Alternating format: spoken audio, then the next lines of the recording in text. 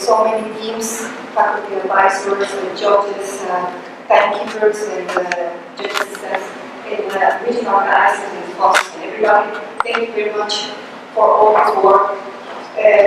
We are going to have today sitting in front of Judge Skopnikov, Judge Schwer, and Judge Donoghue. So I want to inform you who is, here's my co-chair, the lesson.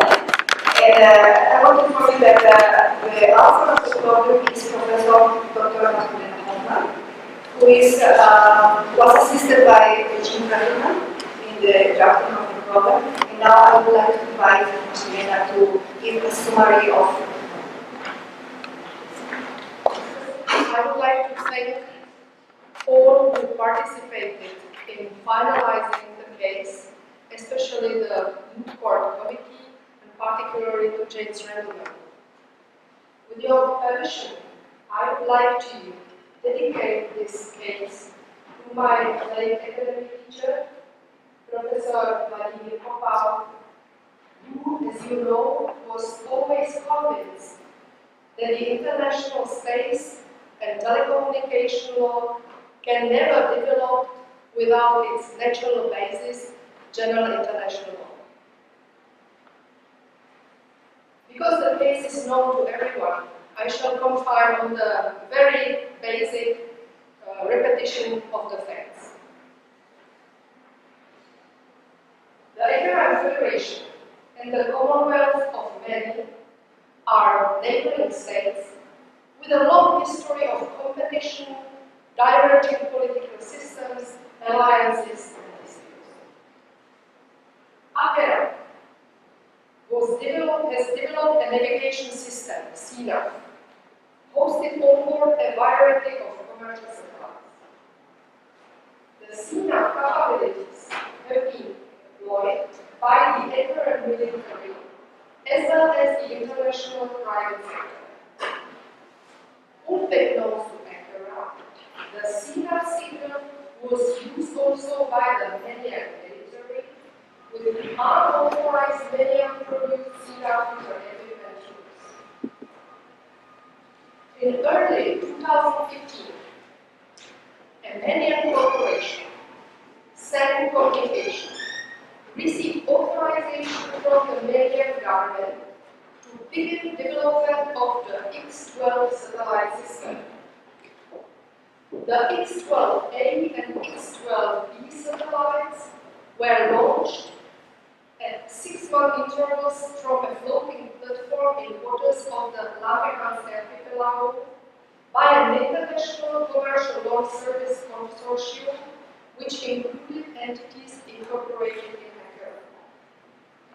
The X-12 satellites were placed in highly elliptical orbits with their apogees located above the territories of Acheran and Mani. In mid-2016, Acheran noted that its receivers began to suffer from strong electromagnetic interference, and as a result, the system began to have difficulty accessing the CNAV signal. The interference coincided with the overflights of the Manian satellite over Acheran, and all the affected sphere receivers which were within the communication footprint of the satellite. As a result of the interference of the CNAV signal, an Acheran armored area vehicle equipped with a navigation receiver has crashed at the military base, destroying the vehicle as well as the building and the base, and killed 2 military personnel on the ground. The Acheran Foreign Ministry issued a demarche to the Manian authorities demanding that Mani take immediate action to prevent the transmission of signal from X-12 satellites that were causing or could cause harm to Acheran's use of the CNAV system. However, the Mani's foreign minister refused to take any responsibility for the interference. Therefore, Acheran sought redress for its complaints about the interference to the International Telecommunication Union and requested that and many accede to the optional protocol on compulsory settlement of disputes. Many rejected it. ACERA also raised concern about the X2 satellites before the United Nations Committee on the Peaceful Uses of Outer Space, and also sent an official letter to the UN Secretary General informing him about the situation. Furthermore, it formally requested the UN Security Council to undertake measures with a view to prohibiting the attacks against its communication networks. However, one permanent member state of the Security Council issued a statement that it would veto any resolution against them. Subsequently, the Security Council letter was tabled without a vote. During this period of time, ACERA developed a second generation of ASINAF navigation satellites, which were designed to counteract and neutralize the effects of the interference. While these new satellites orbited in a near conjunction with the MENIAC satellite, this satellite malfunctioned and began to spin. Within 2 weeks, the MENIAC satellite re-entered the Earth's atmosphere and was destroyed. With the destruction of this satellite, the interference of the SINAF signals ceased. In order to reduce the potential for hostilities among the parties and resolve their disputes, ACERA and many have decided to submit this issue for resolution to the International Court of Justice. ACERA requests the court to adjudge and declare that Mali is liable under international law for the harmful interference preventing access to the SINAF satellite navigation. ACERA acted in conformity with international law by disabling the X-12A satellite. And third, Mali is liable to ACERA for the loss of the unmanned aerial vehicle, the damage to the military facility, and the death of the 2 apparent military persons. Mali requests the court to adjudge and declare that Mali is not liable under international law for any interference preventing access to the SINAF signals. ACERA violated international law by disabling MENIAC satellite, resulting in its destruction. And third, Mali is not liable to ACERA for the loss of the unmanned aerial vehicle, the damage to the military facility, and the death of the 2 apparent military personnel.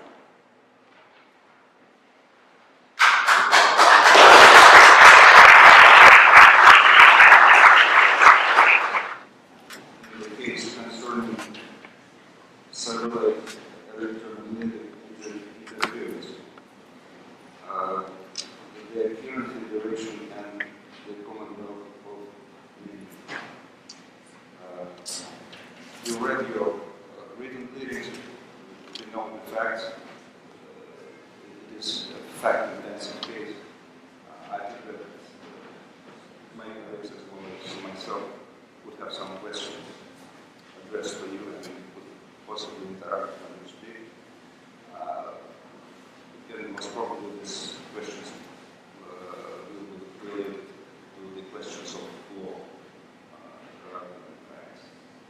And with that, I will give the floor to the agent of the Criterion Television.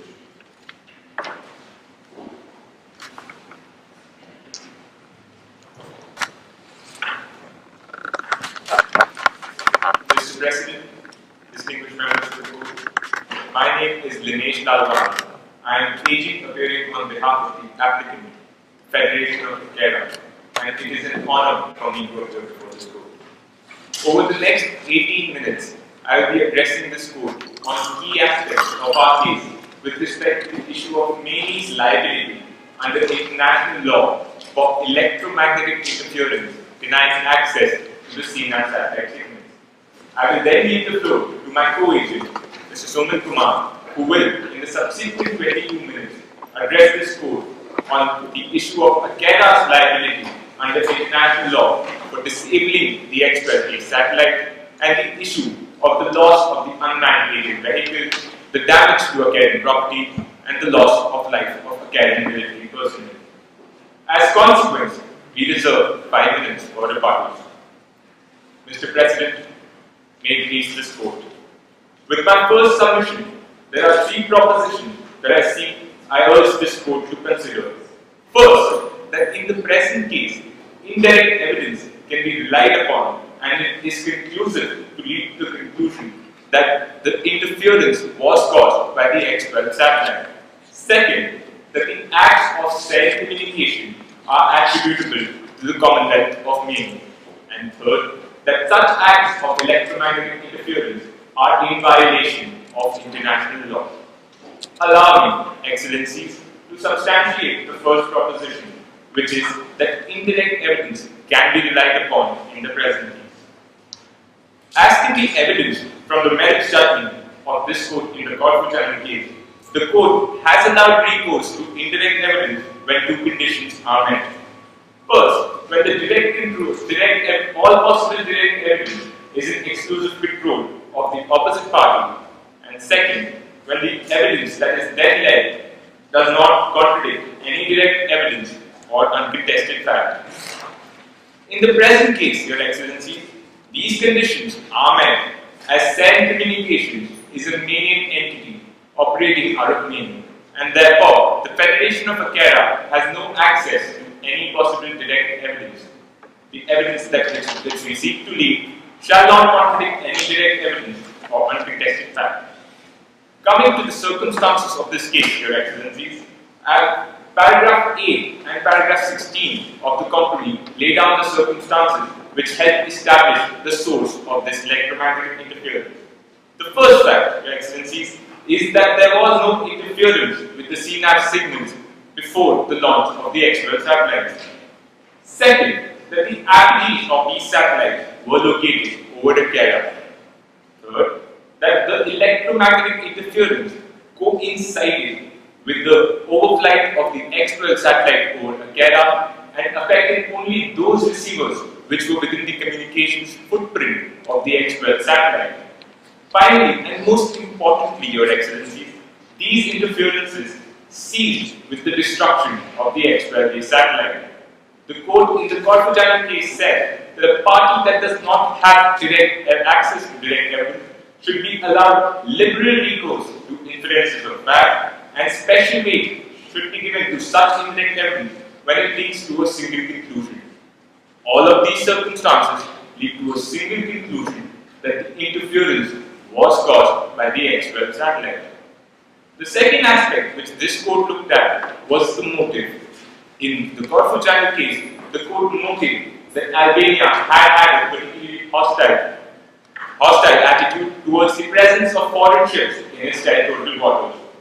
Your Excellencies, in the present case, the party, SEN Communications, which launched the expelled satellite, owned ubiquitous stock options in an entity called Peabody Enterprises. Peabody Enterprises, Your Excellencies, is an entity that has an interest in mining in the Langerhans Archipelago. The Langerhans Archipelago, Your Excellencies, is a claimed economic zone between ACERA and Maine, and that is allowing such the result of this interference, Your Excellencies, was that ACERA lost the ability to monitor the activities in the Langerhans Archipelago, and the company clearly states that Peabody Enterprises successfully drilled in the Langerhans Archipelago after the interference denied ACERA the access or the ability to monitor the Langerhans Archipelago. This, Your Excellencies, is motive for SEN Communications to interfere, and therefore the fact of the source of interference stands established that the interference. It is interesting that you're constantly referring to the interests of private entity, SEN Communications, and you're not referring to the interests or motives of the respondent. Are those separate? And what the law says about this type of situations?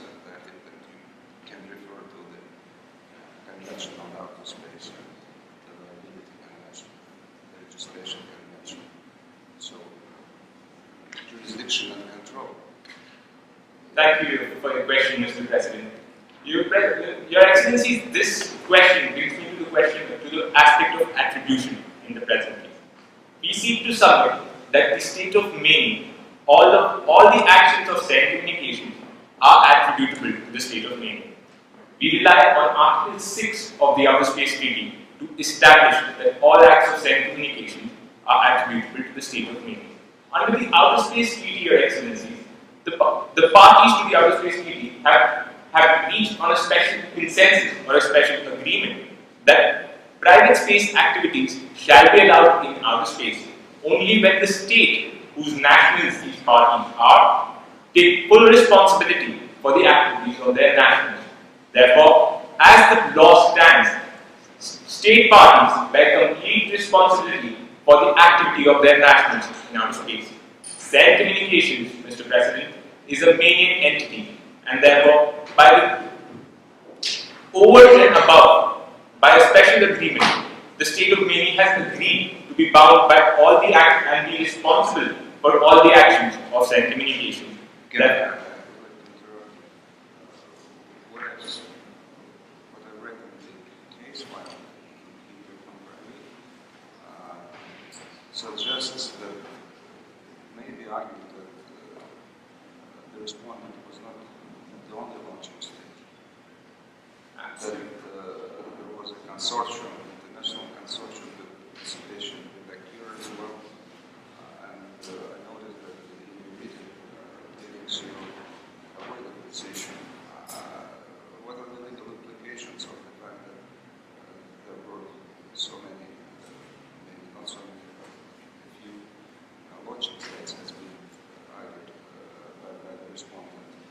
And please don't bring up the issue of the registration because it's a different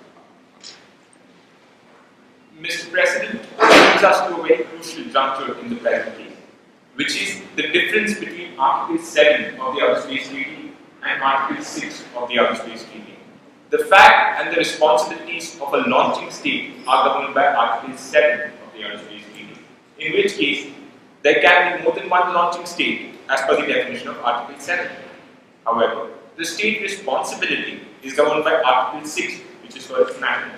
Even if, that is the position that my co-agent shall argue in denial, even if the Federation of Akira is considered a launching state, the effect of that would be that it would come within the regime of Article 7. The difference between Article 7 and Article 6, Your Excellencies, is that Article 6 makes states responsible for violation of international law without an event of damage. Obligations under Article 7 are contingent on the fact of damage. Therefore, this case has two strands. The first strand is the causing of electromagnetic interference in itself is a violation of international law, independent of the fact of whether any damage was caused by it or not. Whereas, any damage caused by such electromagnetic interference would be regulated by Article 7. What I seek to address this code upon is the causing of electromagnetic interference alone, which is the responsibility of the state whose nationals are conducting the activities in outer space. Once this satellite was launched, the involvement, if any, of the Federation of Akira was limited to putting this satellite in orbit. Once this satellite was launched, all the activities, all its actions were under the exclusive control of said communications, which is a Mainian entity.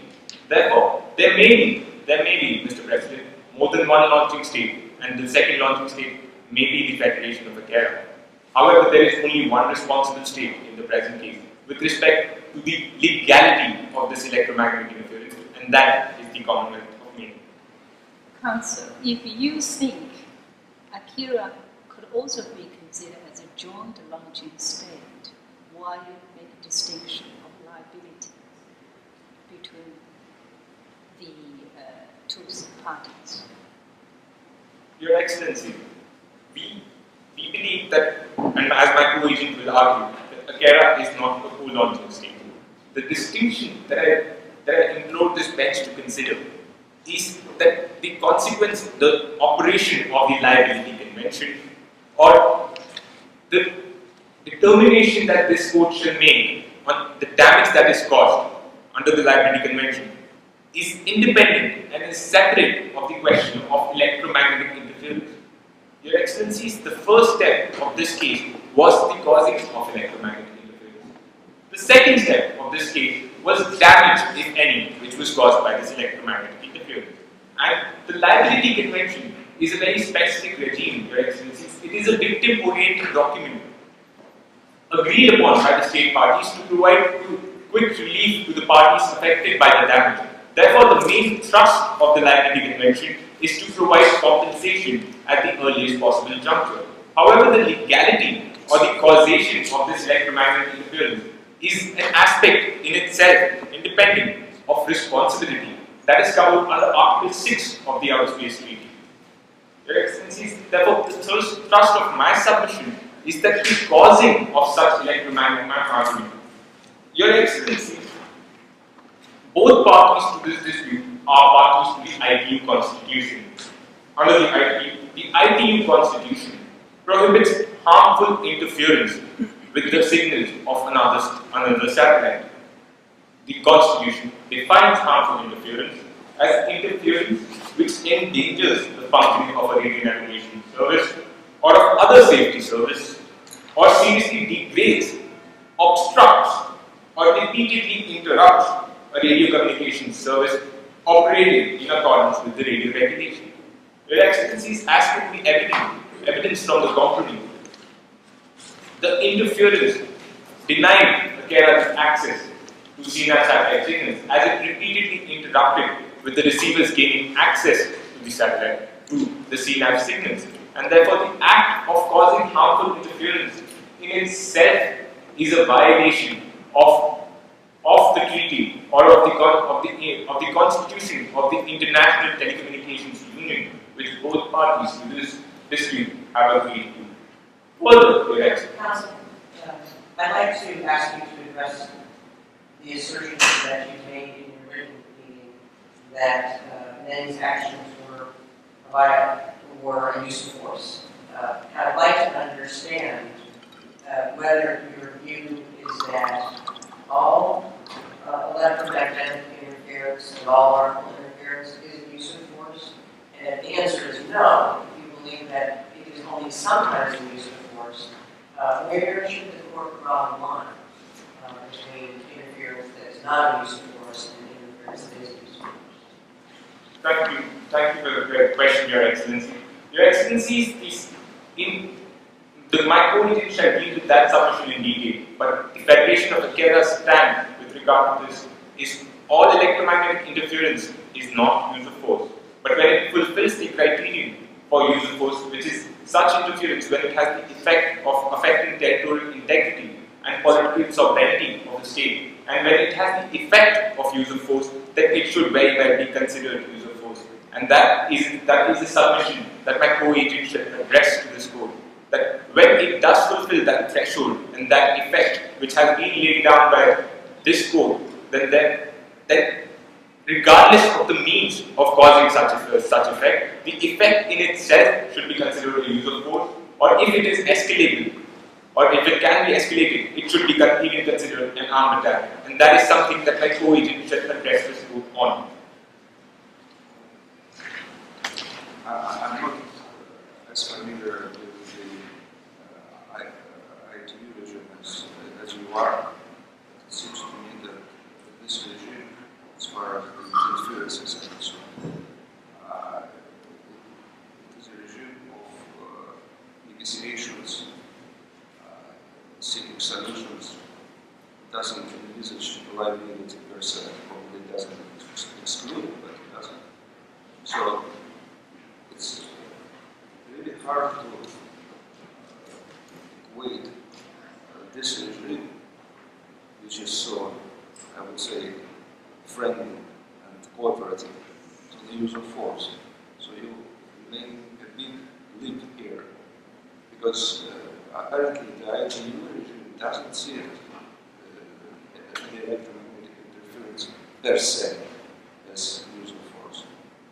Your Excellencies, there are four aspects to that. The first aspect is a treaty right that the Federation of ACERA has to operate its satellite independent of the electromagnetic interference, and that is governed by the Constitution of the International Telecommunications Union. Now, this obligation can be found in the Outer Space Treaty as well, Your Excellencies, where under Article 9, which states that states should operate or conduct their activities in outer space with due regard to the interests of other states. Your Excellencies, a codification of this can be found in the principles of remote sensing.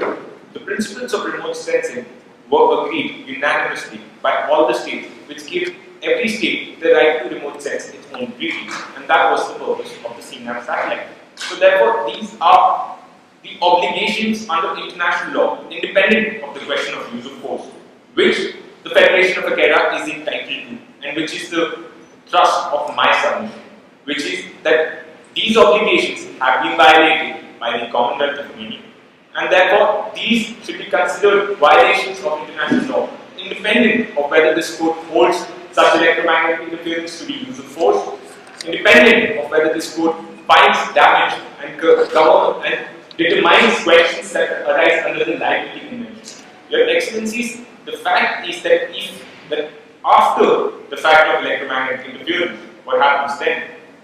Or what are the effects of causing such electromagnetic interference? And what was the effect in the present case shall determine whether causing of such electromagnetic interference will be considered use of force, armed attack, and on the basis of that, whether the Federation of ACERA has any right to self-defense under Article 51 of the UN Charter. That is a submission that my co-agent shall address this court upon. If Your Excellencies are satisfied, I seek your permission to call upon my co-agent to address this court. Thank you very much. Thank you, Your Excellencies. It was an honor to ask this discussion.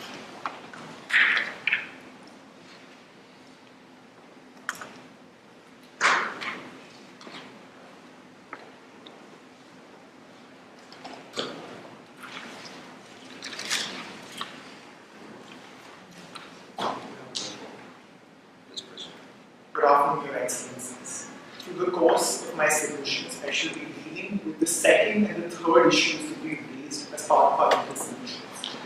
The first issue that I shall deal with concerns ACERA's liability or ACERA's actions in disabling the X-ray satellite and whether these are in consonance with international law. In dealing with this issue, Your Excellencies, I shall address this bench of questions of whether or not this action amounted to an illegal use of force, and if it did, was it justified under ACERA's right to defend itself? The last question that we have raised before this bench, Your Excellencies, is MANE's liability to compensate ACERA for the loss of life of ACERA's citizens and the damage that was caused to ACERA property in the form of destruction of the unmanned aerial vehicle and the destruction of the military facility. Beginning, Your Excellencies, with the first issue, which considers ACERA's disabling of the X-ray satellite, we have three broad submissions that we would like to make before this court. Firstly, that the electromagnetic interference in itself amounted not only to an illegal use of force, but also amounted to an armed attack. Secondly, Your Excellencies, this electromagnetic interference that was caused by said communications is attributable to the state of Guinea. And thirdly, Your Excellencies, that irrespective of this question of attribution, we believe that ACERA's action in disabling the X-ray satellite, which was the source of the electromagnetic interference, is a legitimate exercise of our right to defend ourselves, enshrined both under Article 51 of the United Nations Charter and under customary international law. Your Excellencies, beginning with the first argument that I seek to present before this court. There is a prohibition under both the United Nations Charter and customary international law on an illegal use of force. We submit that when any court must determine when force is being used illegally, they must consider the effects of these actions. And the effects that we refer to, Your Excellencies, are whether there was a violation of another state's territorial integrity, political independence, or their sovereignty. We submit, Your Excellencies, further that electromagnetic interference has these effects. And in order to prove this to Your Excellencies, we would first like to draw your attention to General Assembly Resolution 3314, which defines aggression. Your Excellencies, in Article 3C, aggression is inter-area defined as a naval blockade of a port. We submit, Your Excellencies, that given that a naval blockade is considered a use of force, an electromagnetic interference of a satellite having the same effects as a naval blockade should also be considered as an illegal use of force. The particular effects that we refer to, Your Excellencies, are the following. A naval blockade does not allow the to and fro movement of any vessels from or to a port. This particular electromagnetic interference not only impacted the functioning of the satellite, but also all systems associated with the satellite. Your Excellencies, the compromise unequivocally states that Bagheera's economy, all its international trade, and a significant portion of its international shipping was dependent on the CNAV signal. And once the electromagnetic interference from the X-12A satellite began, and once it got more invasive and more pervasive, Bagheera's economy suffered significant losses, which is very similar, Your Excellencies, to what happens in a naval blockade. Particularly, Your Excellencies, we would draw your attention to the blockade of the Straits of Tiran by Egypt in the 1950s. The Security Council in that case, and further the General Assembly in its plenary meeting, clearly was of the view that not only does the naval blockade that has these effects amount to a use of force, but it also triggered Israel's right to defend itself against that blockade. Council, I read through this discussion in your brief regarding the naval blockade, but I was puzzled by it because it seems to me that you are focusing attention on the characterization of a naval blockade as a use of force without taking account of the threat of use of force that is presented by a naval blockade. So can you offer an example, other than a naval blockade, to support your notion that electromagnetic interference can be regarded as a use of force? And can you address the question I posed to your co-counsel about what line should be drawn between electromagnetic interference and not use of force and that which crosses over the use of force? Your Excellency, in answer to your first question, which is apart from naval blockade, what are the examples you choose to rely on? We submit, Your Excellencies, that jamming and especially frequency-based jamming technologies have been a part of the military strategy of states for a long time, ever since these technologies were conceived. In the Gulf, in both the Gulf Wars, the United States of America made heavy use of jamming technologies to jam the radar capabilities of Iraq so that their F-22s and all other naval vehicles could in fact commence the bombing of Iraq. We further also submit, Your Excellencies, that the General Assembly in resolutions beginning with Resolution 53/17 of 1998 and caliber-based technologies that include frequency jamming and other cyber-based technologies have the potential to impede on international peace and security.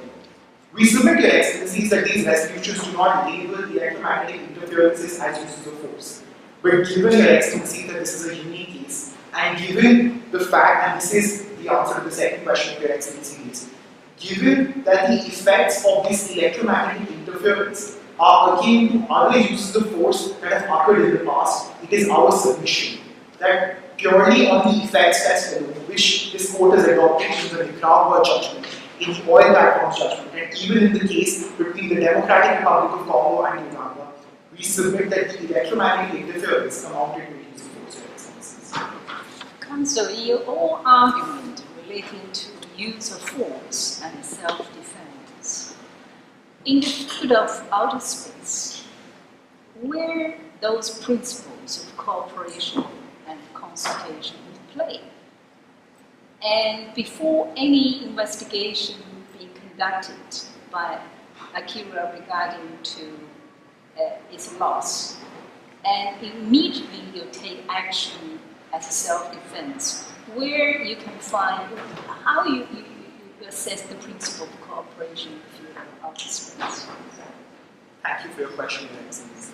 Your Excellencies, in response, we would like to draw your attention to paragraphs 10, 12, and 13 of the complaint, which indicate that before embarking on our right to defend ourselves, we attempted to undertake not only bilateral negotiations with the respondent state, but also approach the Committee on the Peaceful Uses of Outer Space. We attempted to resolve this dispute under the procedures of the International Telecommunications Union, and we also attempted to approach the United Nations Security Council. All of these attempts, Your Excellencies, were unsuccessful, which is why, left with no recourse, it became absolutely necessary for us to launch the CNAP-2 satellite to counteract electromagnetic interference. So basically you are equating the electromagnetic interference in this particular case with an armed attack. With an armed attack. Indeed, Your Excellency. Your Excellency, in order to substantiate how the EMI amounts to an armed attack, we would seek to draw your attention to the Nicaragua judgment and the oil platforms judgment, which when explaining what an armed attack is, give us the scale and effects test, Your Excellencies. We submit, Your Excellencies, that in each individual case where an armed attack is alleged, it is a subjective determination before this court. But the bench in the Nicaragua case, in paragraphs 191 to 197, suggested a two-pronged test to determine whether sufficient gravity has been met. The first prong was the vulnerability of a state to a particular action, and the second prong was the actual effect and how this vulnerability played out practically. We submit, Your Excellencies, that in light of the fact that the CNAP signal was integral to the Agueran economy, was integral to the political independence that Agueran exercises, not only with reference to its internal political scenario, but also with reference to our military capabilities to patrol our own waters. We submit that we were highly vulnerable in the sense that any damage to the satellites that were transmitting the CNAP signal would directly impede Agueran political way of life and Agueran economy significantly. Something that the compromise also unequivocally states in paragraph 9. Further, Your Excellencies, in the oil platforms judgment in paragraphs 64 and 72, the court said that an armed attack need not occur over a large period of time. Even a single attack may be enough, because each factual circumstance, Your Excellencies, differs. We submit that in this case, the continuity of the electromagnetic interference, the significant damage to the Agueran economy, and the significant impairment of our political independence equates this particular interference to an armed attack. Further, Your Excellencies, even if this court were to hold the view that there is no armed attack, we seek to rely on the fact that rather than legitimately exercise our right to defend ourselves, we've exercised a right to a forcible countermeasure in order to make the respondent state follow the legal procedures and follow the law as it were. Counsel, what do you mean by forcible countermeasure? Your Excellencies, Where you find this concept in international law?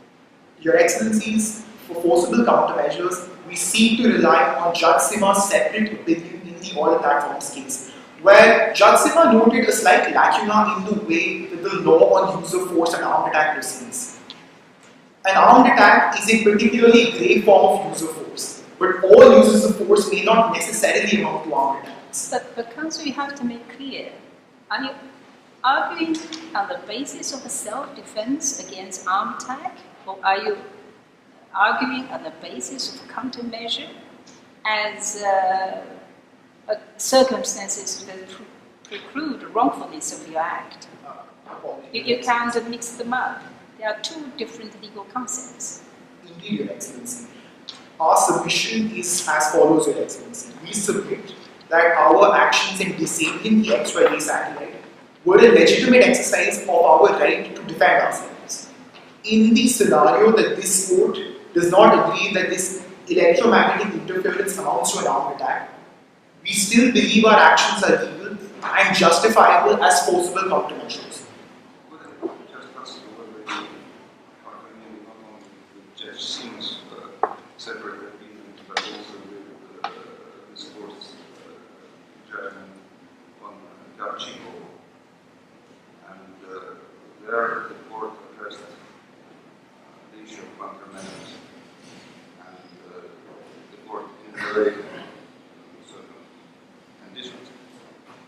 And one of those conditions, which must that's the word used, must be complied with, is that any countermeasure should be reversible.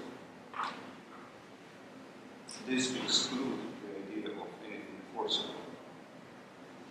If you go and study the draft articles on this state responsibility, then you also will see a number of conditions. One of those conditions is that norms in use cognizance cannot be violated. If use cognizance is violated, it is not a countermeasure. But in your case, if it complied with, it is self-defense. So I think that you're trapped a bit in these contradictions. But I think that countermeasures are not popular as such, but forcible countermeasures would be something which would run counter the thinking and the decisions of this court and the draft articles, which are very Your Excellency, just a brief response to the question which you posed. Forcible countermeasures as envisioned and as is our submission in Judge Sinha's separate opinion are distinct from the legal regime of countermeasures under the Articles of Responsibility of States. It is not our foremost submission that we seek to rely on forcible countermeasures. It is in fact the last argument that we would present to this court in case this court were to hold that self-defense as a right wasn't triggered. Our primary submission, Your Excellencies, is that this electromagnetic interference amounted to an armed attack. And irrespective of whether it was caused by cell communications, and irrespective of whether it was attributable to the state of meaning, we believe that under the law of self-defense, we had a right to disable the extra base activity. And in this regard, we would seek to draw your attention to the following. Security Council Resolutions 1368 and 1373 of 2001, the plenary records of the 56th session of the General Assembly, all indicate that even if a non-state actor, which cell communications is in this case, is responsible for an armed attack, states still have a right to defend themselves against this non-state actor. The only limitation that has been placed on such an exercise of a right to defend itself is that in doing so, the impact on another state must be minimal, which was stated in the advisory opinion that this court rendered on the legality of construction of the wall in the occupied Palestinian territory. It is our submission, Your Excellencies, that your reference to non-state actors is interesting and maybe even fashionable these days. But how does it work in this particular case when we deal with the outer space law? And whatever space object is launched by a private entity remains under jurisdiction and control of the state. So how you can base your argument on the idea that sync communications is a kind of non-state actor, like in James Bond movie, Spectre, whatever, one understand organization, but it's not, it cannot be. So why are we resorting to this argument at all about non-state actor? we believe, Your Excellencies, that even though the regime of Article 6 of the Outer Space Treaty makes states responsible for all actions of non-state actors in outer space, there is a possibility that given that law relating to an armed attack is a peremptory norm, is a jus cogens norm, lex specialis regimes may or may not apply. The argument that we still have a right to defend ourselves against non-state actors, Your Excellencies, is only applicable in case this court were to rule that Article 6 does not govern questions of attribution when it comes to armed attacks. Again, Your Excellencies, it is our primary submission that Article 6 should in fact govern the behavior of states vis-a-vis non-state actors that are incorporated in them. But even if it doesn't, Your Excellencies, in in the interest of time, it is our submission that our right to defend ourselves was exercisable either against self-communications or even against the state of being if it's responsible under Article 6. Also, I'd like to take you to the third submission. And in your written pleadings, you say managing or alternatively under Article 3 of the Liability Convention, and then you continue to say, additionally, it's liable under general principles of international law. I contrast, your opponents emphasize the idea that the regime of space law is a regime of lex specialis that governs issues with particular rules that are designed to address space law. I'd like to know whether you agree that there is a doctrine of lex specialis here that governs, and in particular, whether I'd like you to explain to me how general international law could provide additional bases of liability beyond those that are set out in Articles 2 and 3 of the Liability Convention. Your Excellency, we do believe that the Outer Space Treaty and the Liability Convention operate as a lex specialis regime. Our submission that there is additional liability under general international law, including the Articles of Responsibility of States, stems from our understanding that a lex specialis regime only overrides a lex generalis regime when the two are distinct. It is our submission that while standards of attribution may differ slightly under this regime of the Outer Space Treaty or the Liability Convention, certain sections of the Liability Convention, such as Article 3 of the Liability Convention or even Article 7 of the Outer Space Treaty, established a fault-based regime for liability. The argument that general international law is applicable is only again in the circumstance that we are precluded from making a claim under either the Liability Convention or the Outer Space Treaty, something we believe we're allowed to make a claim under it. Specifically, Your Excellency is referring to Article 2 of the Liability Convention. We submit that Article 2 establishes an absolute liability that is for any damage that is caused on Earth by a space object. It is our submission that the operative word here, Your Excellencies, is caused, and the concept of causation is seen under Article 2 of the Liability Convention. If our court would decide, for example, that under Article 2 it is necessary to establish that there was physical impact, are you taking the position that there could nonetheless be liability without physical impact that under general international law? Your Excellency is not only under general international law, we seek to submit that non-physical damage or damage that is not caused by collisions was also envisioned under the Liability Convention. Specifically, Your Excellencies, if we may draw your attention to footnote 188 of our written submissions.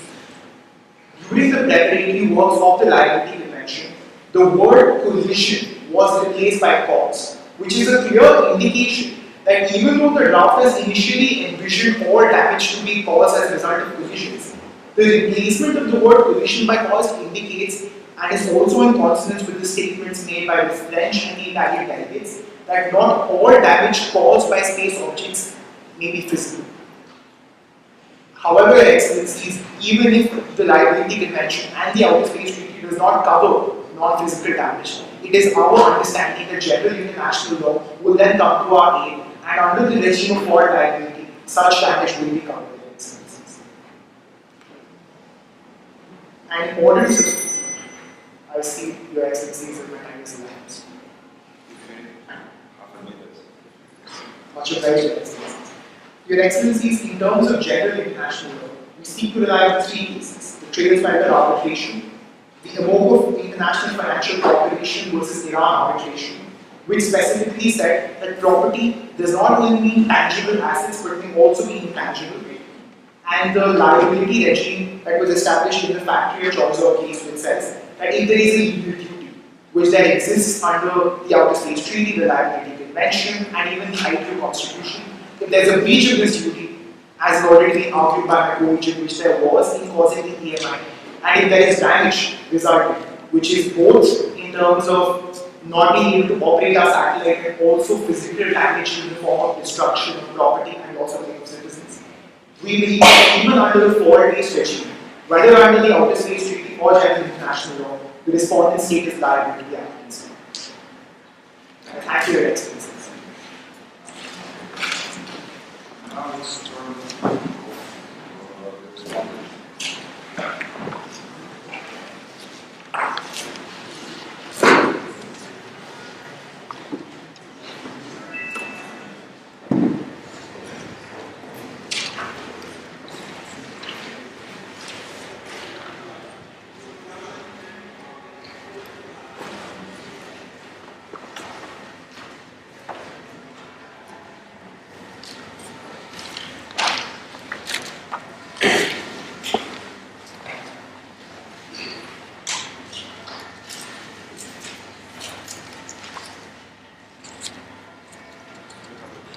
Thank you, Mr. President, Your Excellencies, and may I please the court.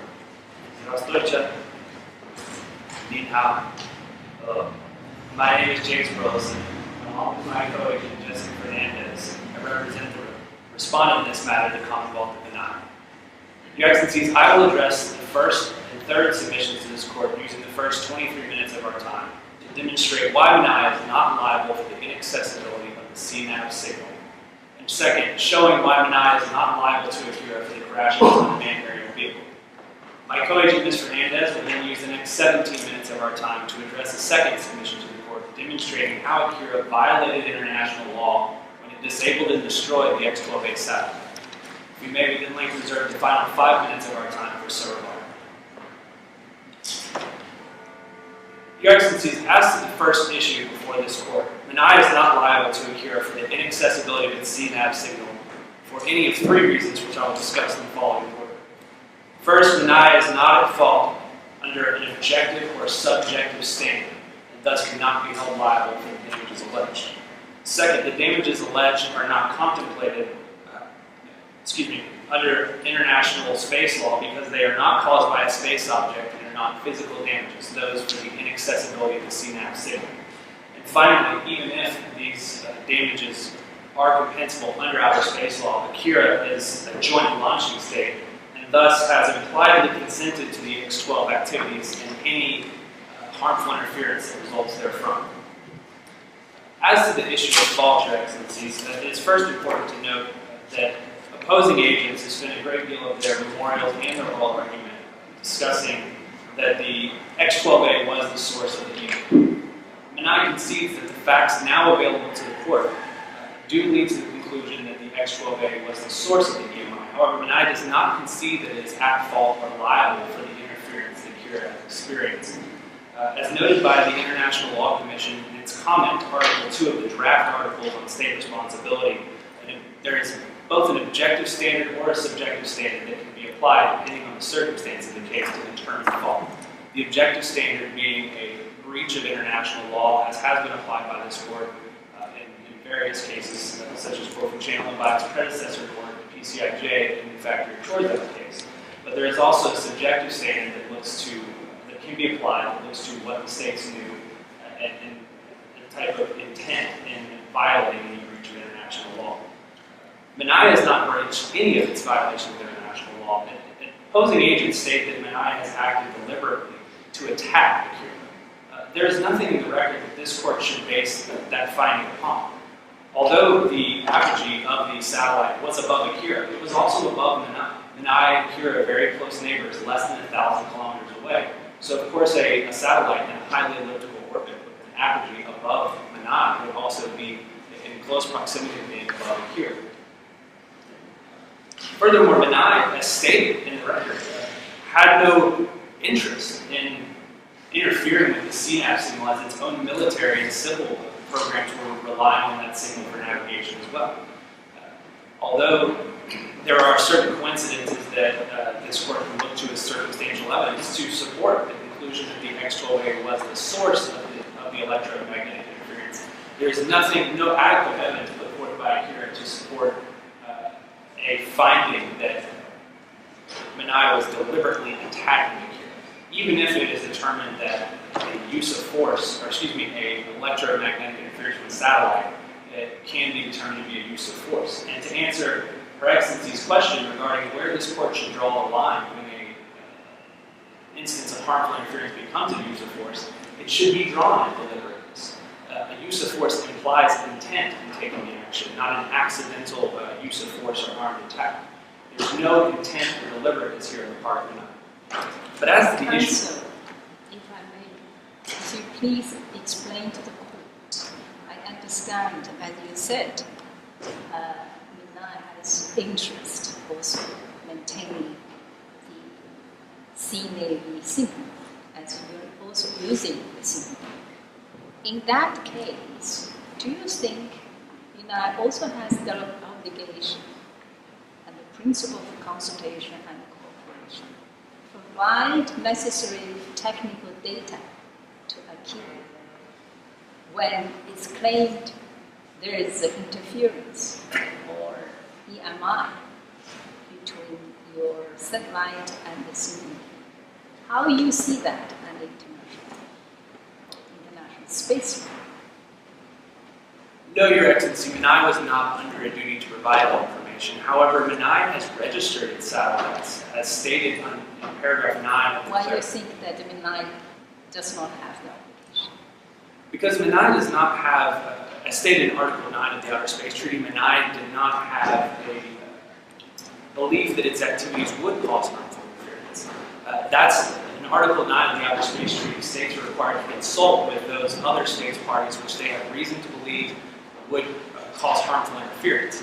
Here, Minai has registered the satellites with the ITU and its frequencies, and through the authorization process in the ITU, without objection by any state. And as opposing agents have noted in the memorials, there is a process for objections, but there's no indication in the record at any time that Akira or any other state objected to the registration of the satellites and their signals.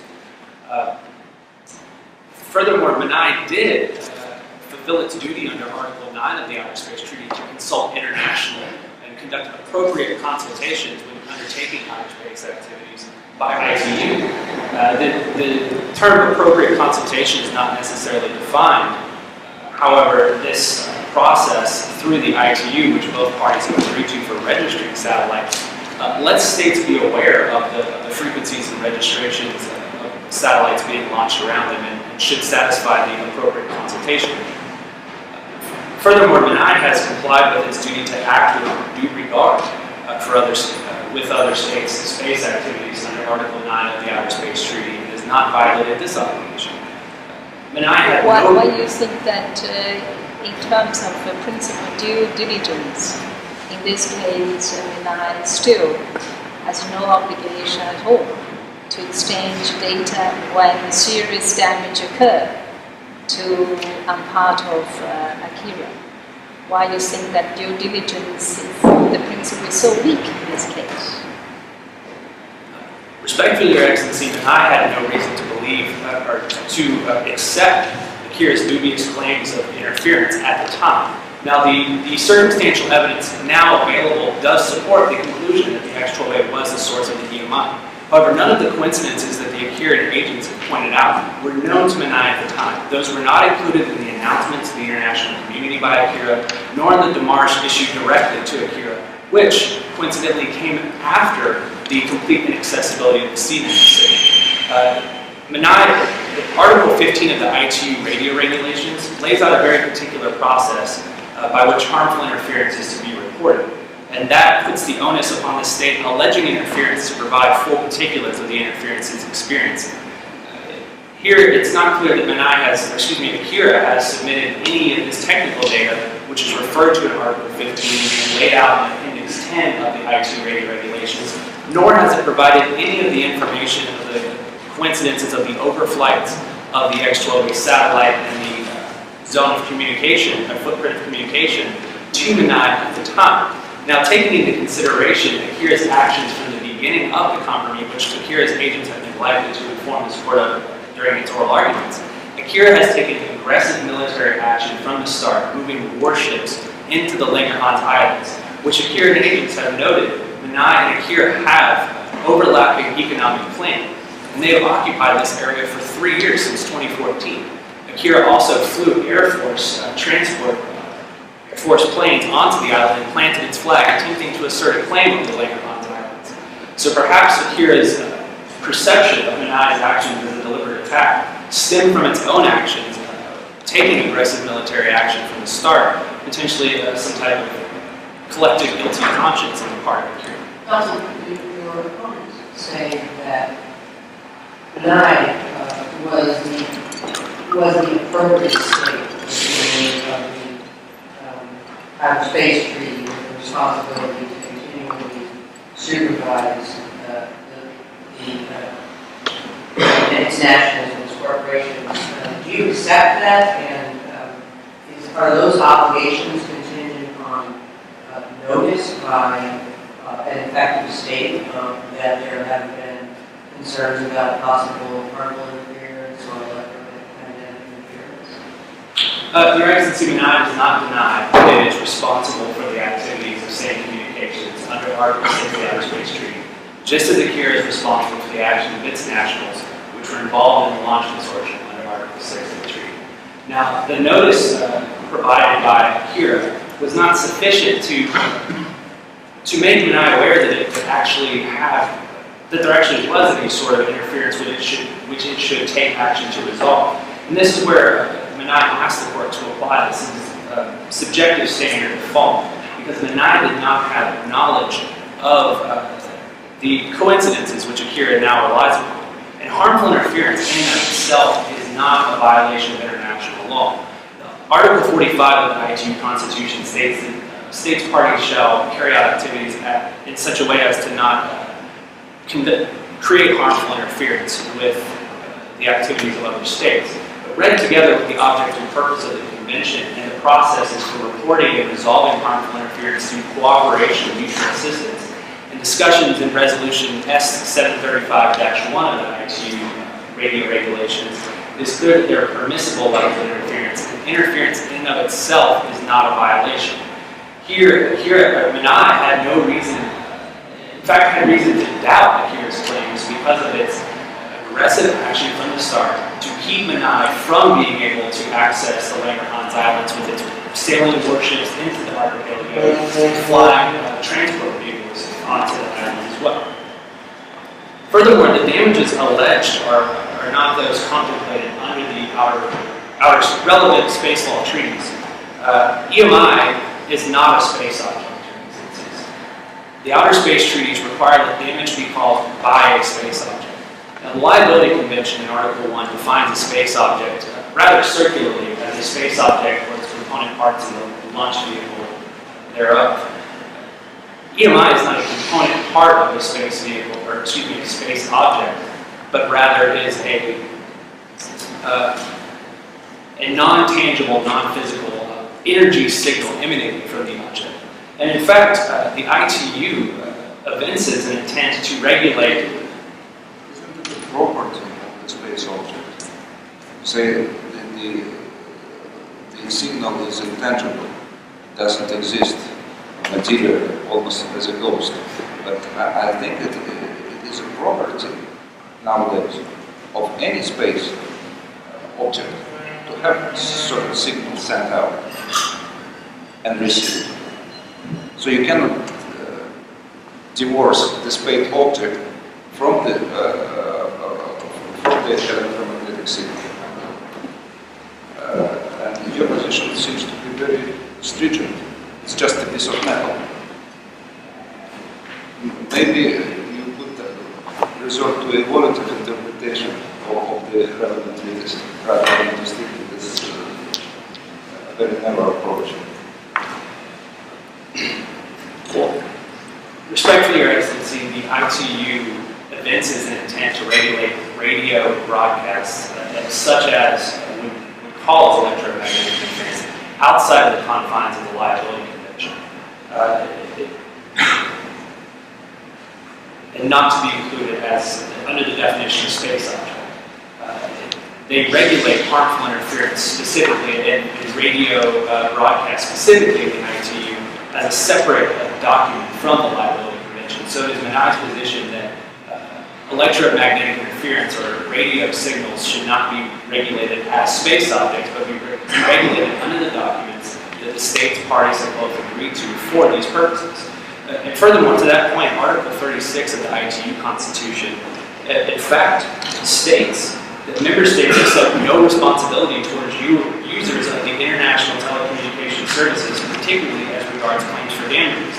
Now, this has recently been noted by space law scholars as potentially creating a regime where there is no liability for harmful interference and damage caused thereby that this court could look to absolve MNI of its liability. Furthermore, there is no physical damage to Akira when its CNAP signal has been rendered inaccessible as it issued in the first submission, the inaccessibility of the CNAP signal. There's no physical damage as is required by the Liability Convention, which defines damage very specifically in Article 1A as the loss of life, personal injury, or other impairment of health, or loss of or damage to property. There is no loss of the satellites. There is no damage to the satellites. There is interference that is intermittent and without cooperation between Akira and MNI by Akira properly reporting and MNI being required to take any sort of action. This is just interference that escalated to inaccessibility of the signal and no longer exists. There is no physical damage as is required by the Liability Convention. Counsel, what if we disagree with your assertion that physical damage is required? That would have to be right. Even if there is, even if physical damage is not required, MNI is not liable because it is not at fault for the inaccessibility of the signal because it has not breached any of its international obligations. It is complied with the ITU Constitution Convention. It is complied with provisions of the Outer Space Treaty and the Liability Convention. So fault cannot, liability cannot stem when there is no fault. How can that be when there's a specific provision in space law that says that there's strict liability? That is an absolute liability standard under Article 2 of the Liability Convention for damage caused from the surface of the Earth, which would apply to the third submission to this court regarding the crash of the unmanned aerial vehicle. Here, it is United submission that Article 3 of the Liability Convention applies to the inaccessibility of the CNAP signal because it is a fault-based regime for damage that occurs elsewhere than on the surface of the Earth. If Akira is to assert that there is damage to its satellites because of interference, as it has in its memorial, then there must be fault on the part of MNI, which connotes in the objective standard a breach of international law, or under the subjective standard a breach with some sort of requisite intent. Neither of those is the case here. Furthermore, Akira is a joint launching state, as your excellencies have discussed with opposing agent, and as such has impliedly consented to the activities of the X-12A and X-12B satellites, and any interference resulting therefrom. Under Article 5 of the Liability Convention, when states jointly launch a space object, a joint and several liability applies. And states should not be permitted to recover damages recover damages caused by a space object over which they had some level of control. Akira entities, Akira corporations are involved in the Joint Launch Consortium which launched the X-12A satellite. Furthermore, the X-12A satellite was launched from a floating platform within the Langerhans Islands, which MNI has attempted to assert a claim over. Now, under Article 5.3 of the Liability Convention, launches from territories or facilities of a state, but those states will be considered a launching state.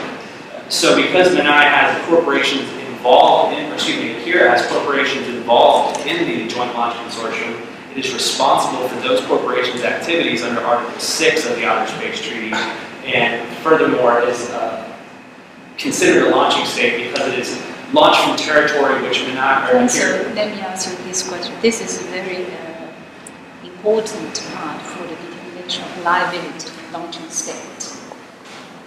How do you see that under outer space law? If Akira is a joint launching state, why only MNI acted as a state of registry? How do you distinguish that? Because this is apparently a very crucial matter. And in other words, when they say communication under direct control of Akira or under the direction or control of Minai. So this is something you have to be very clear and in terms of in legal terms. Yeah, sure. So as to your first question, a state can be a launching state and not the state of registry. Under the registration convention, when there are multiple launching states, the states agree jointly who will register the satellite. So a state can still be the launching state, even if it is not the state of registration. There's to be only one state of registration to avoid confusion in the United Nations registries. I'm sorry, Your Excellency, could you remind me of your second question? Yeah. But my second question is, of course, I asked you how you distinguish a state of registry and a launching state. And now, with the same communication, the company, you do have a private company from Akira. To what extent Akira should be responsible for that company? Is that company under direction and control of Minai or under Akira? The corporation, Say Communications, is a Minai corporation, so Minai would be responsible for its activities. It's not clear to what extent the Akira and corporations were involved in the operations of the X-12A, if at all. However, it still makes Akira a launching state because it is responsible for its national activities under Article 6 of the Outer Space Treaty, and because under Article 5, Sub 3 of the Liability Convention, was launched from a territory which Akira has asserted a claim over. It should be stopped from denying that it is launched from its territory. In that sense, under the Liability Convention, read by the plain language of those words, a launching state is liable for damage caused by the space subject. I see my time is running short. If please the court may move on to the issue of the crash of the UAV. Your Excellencies, Minai submits to this court that Akira has not submitted any credible evidence that the X-12A electromagnetic interference caused the UAV to crash. Opposing agents state that this is undisputed. However, that is not the case. This is not stated clearly in compromise that the UAV was the cause of the crash. Or excuse me, the EMI was the cause of the crash. An out-of-court report by Aviation Daily and Space Operations noted that some interference caused disruptions in the signals that Akira was experiencing, and also caused the crash of the UAV. This was corroborated by Akira's own conjecture, by its own analysts, without any further technical data put forth. Although circumstantial evidence can be relied upon, as this court stated in Court Food Channel, that is where it leaves no reasonable doubt or other reasonable inference. There are various causes of electromagnetic interference. There are various causes of crashes of aircraft. It is not, this court should not jump to the conclusion where there are other possible causes, and it is not necessarily foreseeable that electromagnetic interference would cause the crash of an unmanned aerial vehicle, particularly as there is industry standard technology available and has been for over 15 years to prevent just this type of crash. It is not foreseeable that a properly registered satellite, a conventional communications satellite broadcasting a signal, would eventually cause the crash of an unmanned aerial vehicle and any resulting deaths and property damages. Furthermore, if Akira had chosen to fly an unmanned aerial vehicle with navigational troubles in this environment of electromagnetic interference, this could be some sort of contributor. I see my time has expired. May I briefly conclude my point, Mr. President?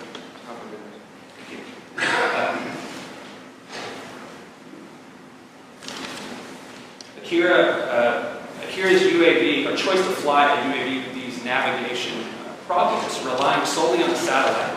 There are standards in place for the satellite to be relied upon partially for correction of navigation algorithms. It is not foreseeable that it would cause, that EMI would cause the crash of an unmanned aerial vehicle. And further, that this could rise to some level of gross negligence by Akira to choose to fly this craft in this environment, which would absolve Minai's liability under Article 6 of the Liability Convention. If there are no further questions, Your Excellencies. Thank you. Thank you.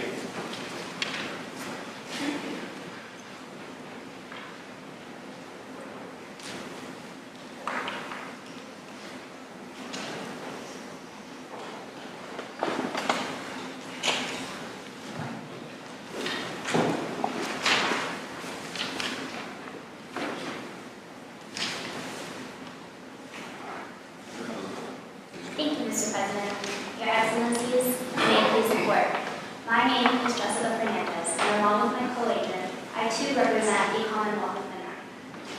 I will be addressing the second submission to the court, demonstrating that Akira acted in violation of international law by disabling the X-12A satellite and ultimately resulting in its destruction.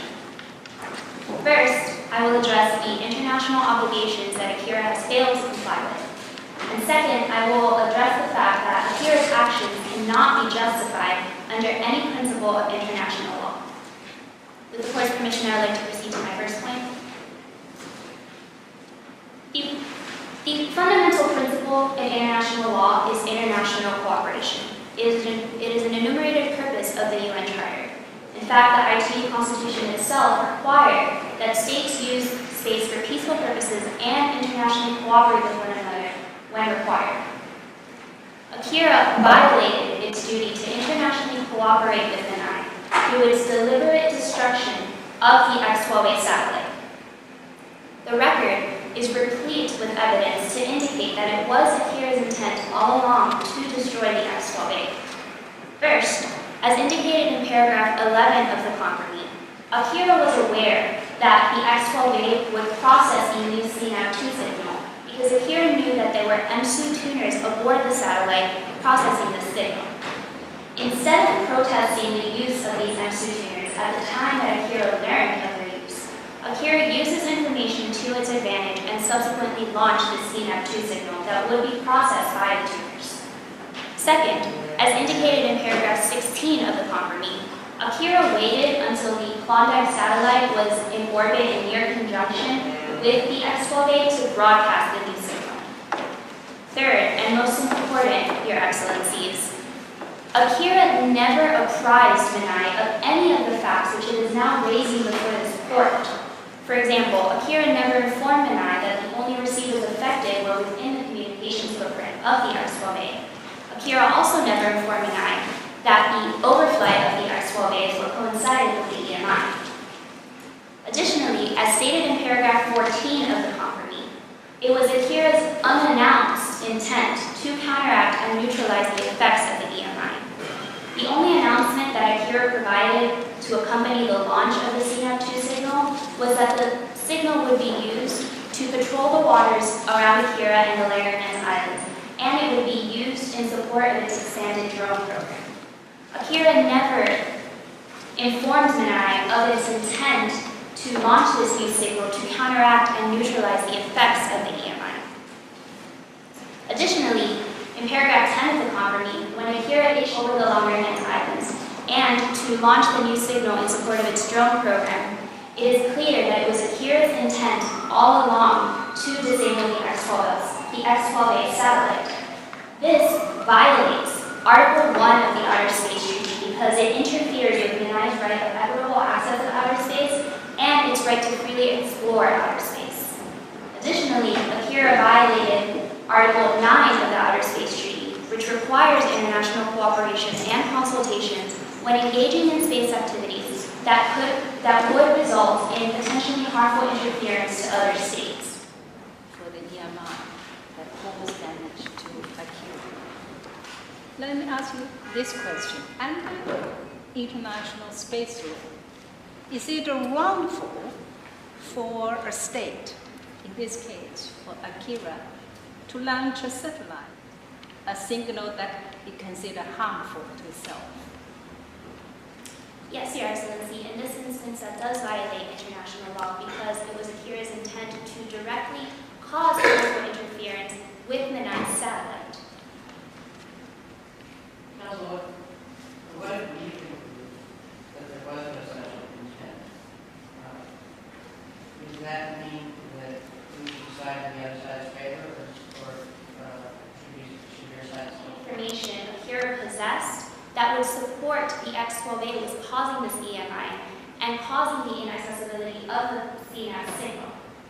But counsel, again, your co-agent a moment ago said, not only were there less drastic alternatives available to Akira at the time, but Akira itself contributed. In this case, for Akira to launch a satellite with the signal that would neutralize or counteract a a signal that is considered harmful to itself? Yes, Your Excellency. In this instance, that does violate international law because it was Akira's intent to directly cause interference with the ninth satellite. What is the difference that there was no satellite event? Does that mean that you decide the outside favor or should you decide some of the mail and so on? No, Your Excellency. Even if this court were to find that there was no intent on the part of Akira, Akira was still in violation of international law because under Article 9 of the Outer Space Treaty, Akira was still under the duty to conduct international consultations with the Nine because its launch of the CNAP-2 signal would potentially cause harmful interference to the X-12 satellite. So even if this court found that there was no intent, Akira still violated international law by way of violating Article 9 of the Outer Space Treaty. Council, you have explained what's wrong with the state to launch a satellite that simply to counteract or neutralize a signal that considered as EMI to itself, not targeted at a particular satellite, just to neutralize the signal. What's wrong with that? Well, Your Excellency, the phrase counteract and neutralize the EMI certainly connotes an intent to attack or eventually disable the satellite, which it believed was causing interference with its own state. Here, although Akira intended to counteract and neutralize the effects of the EMI, Akira never made Menai aware that this was its intent. Because Akira knew that counteracting and neutralizing the effects of the EMI would cause the X-12A to interpret a new signal and could potentially cause harm with the X-12A, Akira was still under the duty to consult with Menai prior to this launch, instead of simultaneously announcing that it would be launching the signal as the satellite is being placed into orbit. If I may move on to my second point here. Akira's violation of international law cannot be justified under any of the principles the court has recognized.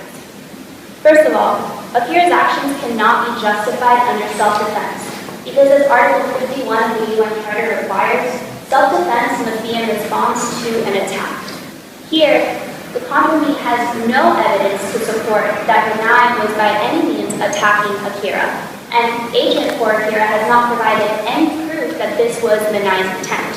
So Akira cannot come before this court now claiming that it was acting in self-defense when there has been no attack on the part of Menai. This is also supported by the fact that the company has no indication that that Menai had any deliberateness to engage in such attack. Secondly, as Mr. President raised earlier, Akira cannot come before this court claiming that its action is justified under the principle of countermeasure for several reasons. As this court addressed in the Gabjakovo Nagamoros project, when Slovakia tried to justify its actions through the principle of countermeasure, there are several requirements that a state must meet in order to comply with a valid countermeasure. Mr. President raised the requirement of reversibility.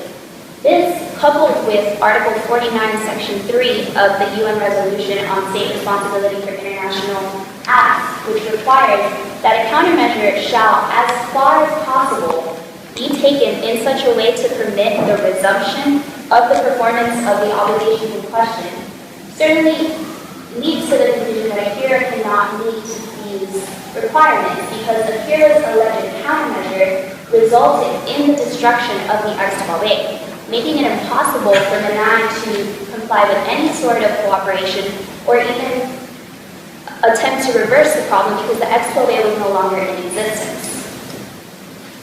Secondly, Akira did not comply with the requirement that a countermeasure must be announced prior to engaging in it. The lack of notice is evident in paragraph 14 of the compromise, as if the record indicated that it was contemporaneous to the launch of the satellite that Akira made any sort of announcement that there would be a CNAP-2 signal being broadcast. Additionally, Akira cannot claim now before this court that it was engaging in a countermeasure when it never apprised Menai to begin with of all of the information Akira possessed that would support the X12A was causing this EMI and causing the inaccessibility of the CNAV signal.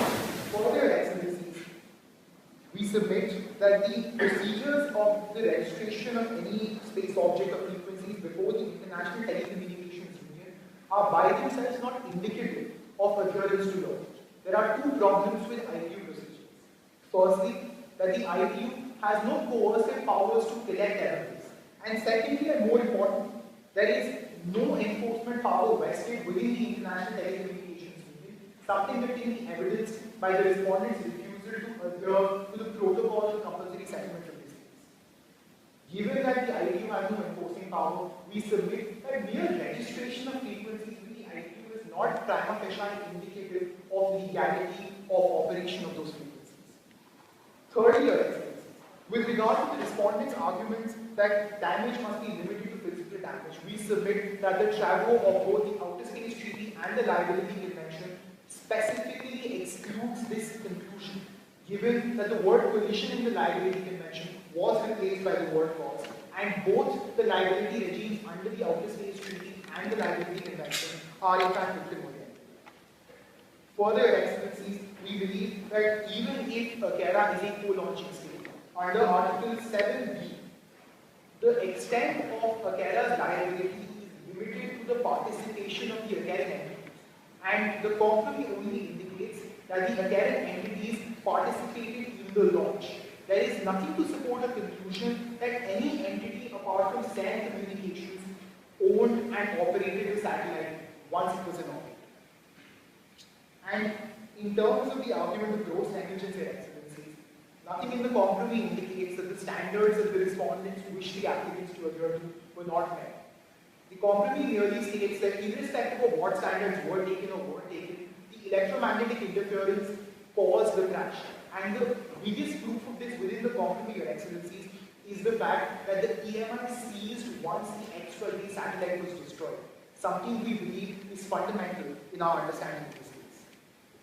Lastly, Your Excellencies, respondents have repeatedly referred to the fact that they had no intention to cause damage to our signal or to our entities or to any of Akira's entities. We submit that it is not menial intent that is of any relevance to this code. What is of relevance, on the other hand, is the intent of CERN Communications. And much like my co-agent argued, the fact that they have lucrative stock options in a drilling enterprise that subsequently drilled in the archipelago, and the fact, Your Excellencies, that oil is involved, is enough of a motive and intent to not only violate corpus juris specialis, but also to illegally use force and to commit an armed act. With this, Your Excellencies, yes. Thank you.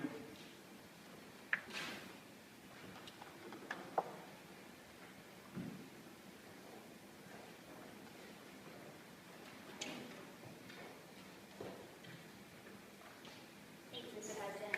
Your Excellencies, I'm only going to address a few of the points that opposing agent brought on the road. First, opposing agent claims that the information required under the IG was provided to Menai. However, because this compromise was stipulated and agreed to after the fact, it is certainly reasonable to suspect that had Akira provided this information that would essentially be dispositive in this case, it would have included it in the facts of the compromise. However, those facts are missing, and that indicates that that information was not provided to Menai. Second, the ITU does not have any enforcement mechanism, but that is simply because it relies upon the international cooperation of states. In this case, Akira did not cooperate with Menai in support of all of its international duties. Also, Your Excellencies, opposing agent raised Radio Regulation 15.37 as requiring the state that could potentially be the source of the EMI to conduct an investigation, but it is important that this court be aware that duty to conduct an investigation is only triggered after the alleged state provides the other state of the harmful interference that it is alleging, in accordance with Appendix 10, which lays out all of the technical data that is required. Additionally, Your Excellencies, Menai's failure to take action to eliminate the EMI was only substantiated as coming from the X-12A after the X-12A was destroyed, cannot possibly be held as a failure to cooperate by Menai as required by the OSC. Because again, all of these facts are known now, after the matter.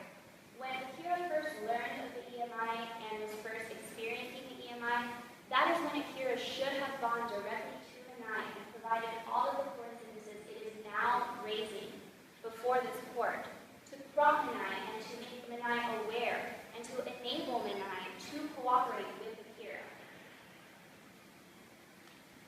Opposing agents also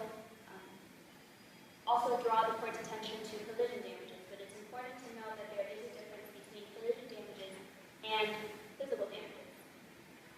And in this case, in this state, physical damages, Mr. President. Opposing agent is asking this court to extend this definition when there's no indication in the Civil Liability Convention that it should be extended to this form of damage. And lastly, Your Excellencies, the X-12A and the X-12B were identical satellites that were launched at the exact same time. But only the X-12A is seemingly causing this EMI, so at best, the evidence in the conference leads to the single conclusion that the X-12A was merely a malfunctioning satellite, not that the X-12A was deliberate interfering with any of Menai's space activities. And with that, if there are no further questions, thank you, Your Excellency.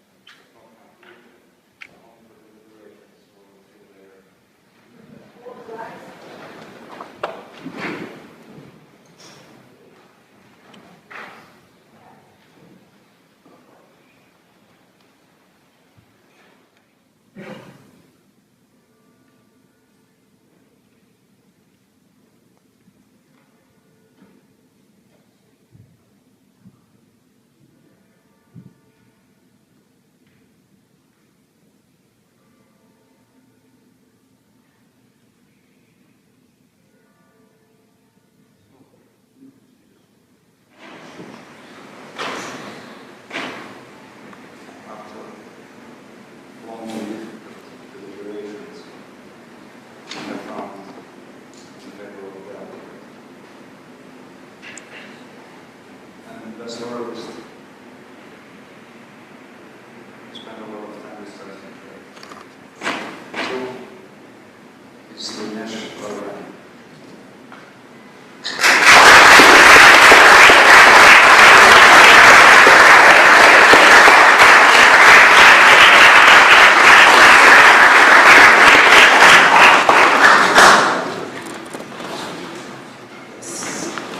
Dear judges, dear students, dear audience, that concludes another Move Board competition named after famous Judge Manfred Max, who was once president of this institute, as well as of the International Court of Justice and a great space lawyer. And we're very, very proud to organize every year this competition in his honor and to have 3 judges of the World Court with us each year, very faithfully, coming to faraway places and reading lots of memorials and listening to the arguments of the students in complex cases which have up to date not seen the light of day before the International Court of Justice.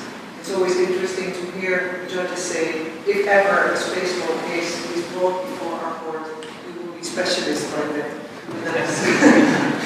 That consoles us a little bit in making me travel and come here all the way.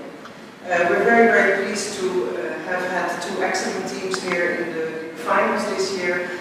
We also had 2 other teams. As you know, the competition is composed of several regions. We have Africa, we have Europe, we have North America, we have the Asia Pacific, all in all, more than 60 universities worldwide that compete for, in many cases, over a year to prepare for this factually complex case, if I may say so.